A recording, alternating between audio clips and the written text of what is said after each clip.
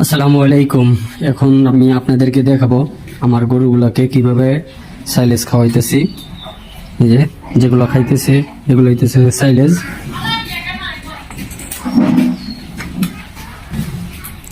এটা হচ্ছে অরিজিনাল ভুট্টার সাইলেজ, ঠিক আছে।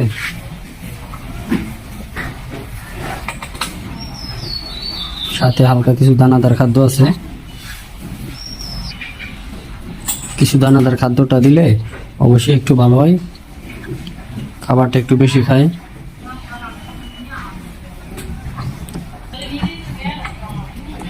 অবশ্যই দানাদার খাদ্য একটু সাথে মিক্স করে দিবেন, তাইলে যারা এই সাইলেজ খাওয়ান তাদের জন্য অনেক ভালো হবে। গরুটা খাইতে বেশি ইচ্ছুক থাকবে, ভালোভাবে খাইবে। এই যে ইনশাল্লাহ এটারে দিয়েছিলাম, এটা সব খেয়ে ফেলেছে।